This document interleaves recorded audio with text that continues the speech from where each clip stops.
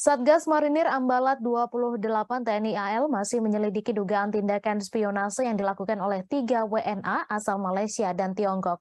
Sebelumnya, Satgas Marinir Ambalat 28 TNI AL Guspurla Koarmada II mengamankan 6 orang yang terdiri dari 3 WNI dan 3 WNA di pos TNI AL Sei Panjang, Kecamatan Sebatik, Kabupaten Nunukan pada Rabu 20 Juli. Adapun ketiga WNI yang dimaksud antara lain Elwin, Thomas Randirau, dan Yosafat bin Yusuf. Namun belakangan diketahui Elwin dan Thomas Randirau hanya berperan sebagai supir yang membawa 3 WNA tersebut.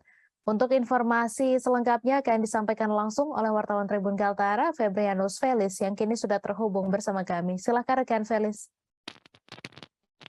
Baik rekan Mei dan Tribuners, pada satu wawancara dengan Danki Satgas Marinir Ambalat, TNI AL Kapten Marinir Andreas Manalu mengatakan bahwa setelah berkoordinasi dengan imigrasi Nunukan untuk pemeriksaan awal, ketiga WNA itu diduga telah menyalahgunakan izin tinggal. Hal itu dikaitkan dengan aktivitas yang mereka lakukan di wilayah Sebatik saat itu. Mereka beralasan mau meninjau lokasi yang rencana akan dibangun jembatan penyeberangan Tawas Sebatik, Malaysia. Imigrasi sampaikan izin tinggal atau visa yang digunakan 3 WNA itu tidak sesuai dengan aktivitas yang mereka lakukan. Sehingga kata Andreas, sebagai penanganan awal, pihaknya menyerahkan ke-6 orang tersebut ke imigrasi Nunukan untuk diproses lebih lanjut. Saat ini imigrasi Nunukan hanya melakukan pendeteksian terhadap 3 WNA asal Malaysia dan Tiongkok. Terhadap 2 sopir yang merupakan WNI dilepas, sedangkan WNI bernama Yosafat diminta untuk wajib lapor di imigrasi Nunukan. Mengenai dugaan tindakan spionase oleh 3 WNA tersebut, Andreas menuturkan pihaknya masih harus mengumpulkan sejumlah bukti-bukti terlebih dahulu. Kendati begitu, dia mengakui bahwa pada saat personel Satgas Marinir Ambalat melakukan pemeriksaan handphone, ada sejumlah foto kompleks militer yang ditemukan pada galeri milik warga Tiongkok. Diduga ada 10-15 foto yang sebagian besar berhubungan dengan kompleks militer. Foto itu diambil sembunyi-sembunyi. Itu yang menjadi dasar Satgas Marinir melakukan pengamanan terhadap 6 WNI dan juga termasuk WNA. Mengenai dengan spionase, Andreas kembali melanjutkan pernyataannya bahwa pihaknya tidak mau terlalu dini memberikan statement di media yang jelas atas dasar dokumentasi yang dilakukan sembunyi-sembunyi oleh 3 WNA tersebut, membuat mereka menyerahkan ketiga WNA tersebut ke imigrasi Nunukan untuk dilakukan pendalaman lebih lanjut.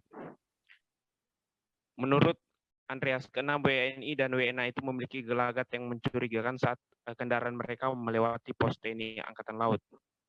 Sampai saat ini pihak imigrasi Nunukan masih mengumpulkan sejumlah bukti yang berkaitan dengan dugaan pelanggaran izin tinggal oleh 3 WNA itu di Indonesia.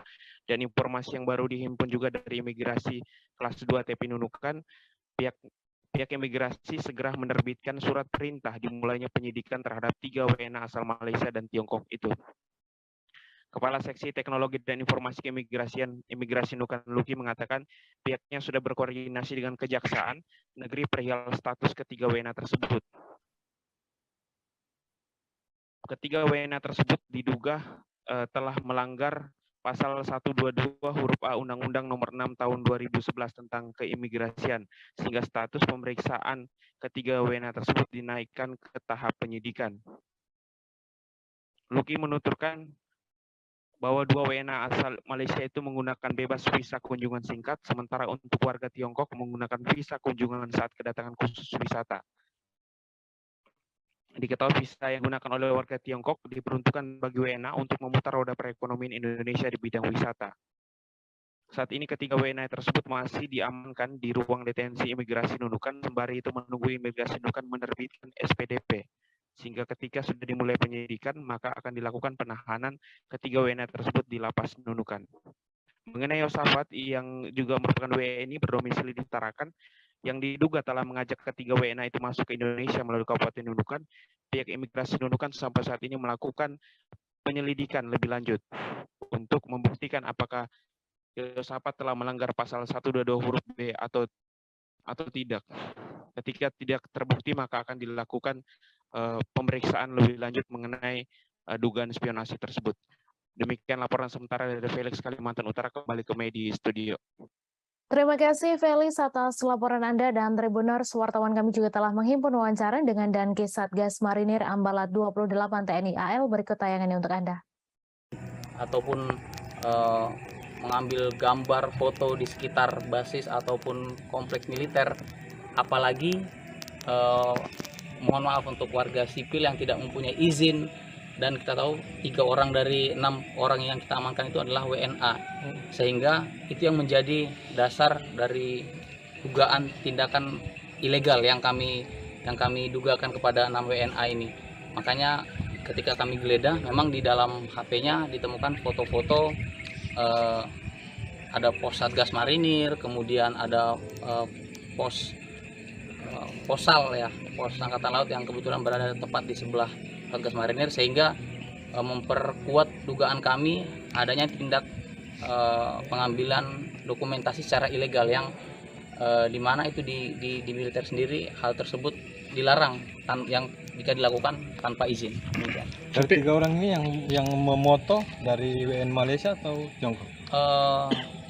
Cina. Cina. Yang ambil foto secara langsung, secara sembunyi-sembunyi dan ditaruh di HP-nya itu adalah WNA Cina. Alasannya itu buat apa dia fotonya tuh? Alasan yang mereka sampaikan ke kami, mereka hanya mengatakan bahwa kami tidak mengetahui kalau lokasi ini adalah lokasi instansi militer.